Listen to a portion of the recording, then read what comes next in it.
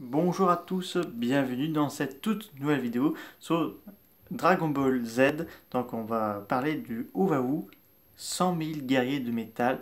Donc le retour de Couleur, donc qui est la suite directe de la revanche de Couleur.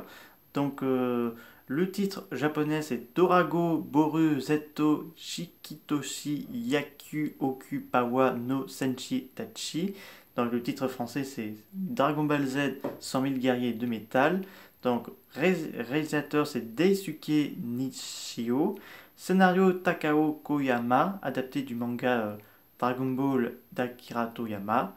Montage, c'est Shinichi Fukumitsu. Direction artistique, Sunshi Taniguchi. Et la musique, Sunzuke Kikuchi. Et le producteur, Jun Fukunaga, producteur exécutif. Chiaki Imada Rikizo Kayano, producteur. Donc le film est produit par Toei Animation, donc une sortie le 7 mars 1992. Donc je vais vous parler de tout ça. Une fois parlé du film, je vous parlerai du manga. Donc c'est le même que, que le film, dans version papier. Donc c'est parti. Donc alors après la défaite de Couleur, donc bien sûr la Terre retrouvait un peu la tranquillité, sauf que sur la planète des Namek, ils sont envahis par une espèce de d'une planète de métal qui se dirige tout droit vers eux et qui commence à absorber un peu la surface. Donc là, du coup, Dende, qui bizarrement est déjà dans le palais de l'ancien Tout-Puissant. Donc là, il demande à Sangoku et ses amis qui vont aller sur Namek pour combattre cet étrange envahisseur.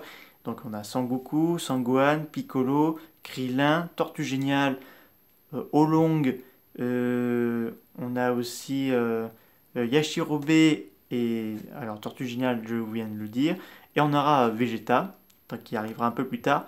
Et c'est bizarre qu'on n'a pas Trunks du futur parce que quand même l'arc se déroule dans enfin ce Ovaou se déroule pendant l'entraînement de Sangoku et de Sangohan dans la salle non, pas dans la salle du temps, dans la préparation de s'entraîner quand les cyborgs allaient arriver. Donc là, ils arrivent sur Namek et ils découvrent que c'est Couleur, donc Metal Couleur, qui est derrière tout ça. Et il est revenu avec 100 millions de couleurs. Donc là, on va voir un bon petit combat et tout. Donc, qu'est-ce qu'on a pensé de ce film-là, enfin de ce Ovaou? Très très bon divertissement. On voit clairement que Akira Toyama ne cache pas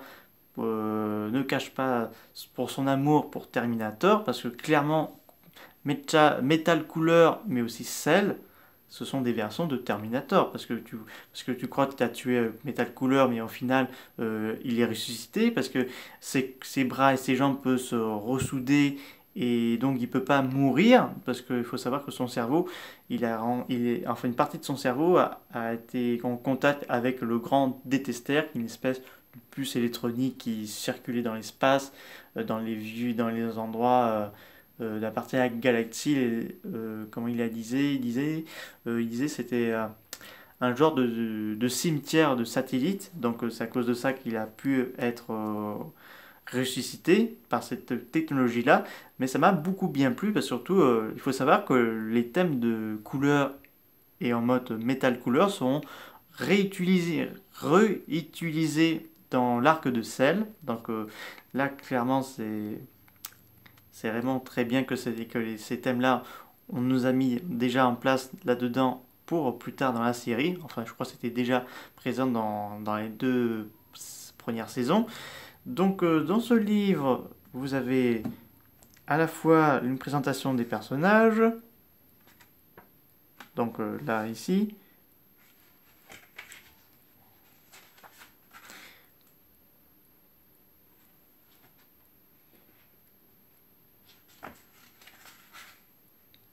métal couleur, les robots soldats et le robot guide.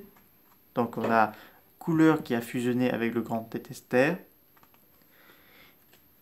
Donc c'est clairement le film en version petit manga.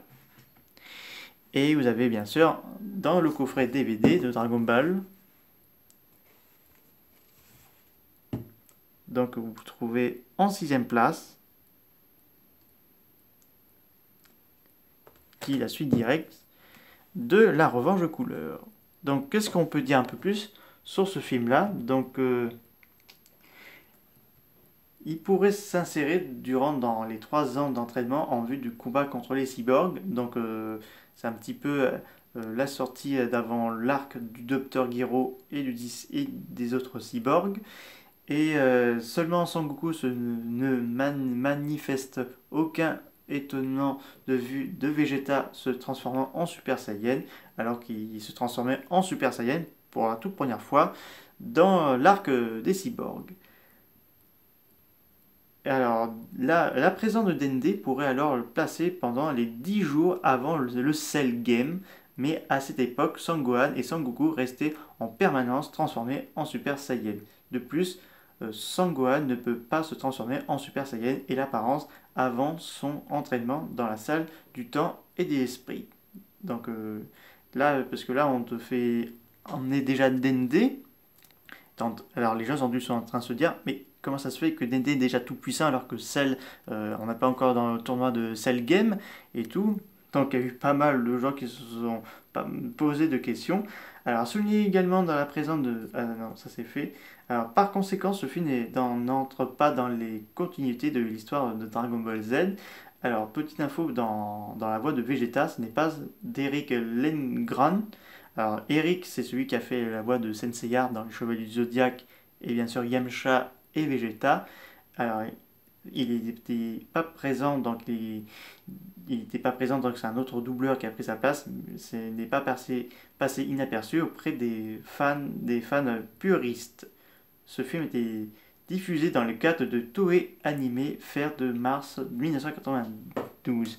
Donc c'est sûr, les fans, ça les a un petit peu surpris de voir que Vegeta n'a pas eu sa voix habituelle, mais il n'était pas disponible, donc on ne sait pas pourquoi, mais après il était pas mal peut-être surchargé à cette époque-là. Donc je vous le conseille, regardez quand même les 100 000 guerriers de métal, la version animée et du manga. Bon, c'est la version animée dans le papier, mais ça vaut le coup parce que c'est un très bon divertissement. On a la version de Terminator Dragon Ball Z, donc là je souhaiterais que Couleur revienne dans Dragon Ball Super et tout, mais l'avenir nous le dira. En tout cas, c'est la fin de cette vidéo. Donc, pour les prochaines critiques des films OVA de Dragon Ball Z, ce sera le coffret la partie 2. Donc, le coffret partie 1 est disponible en DVD et Blu-ray, car bien sûr, récemment, une version coffret complet des OVA de Dragon Ball Z est ressortie en version Blu-ray. Donc, on se quitte pour des prochaines vidéos. Je vous dis à très bientôt.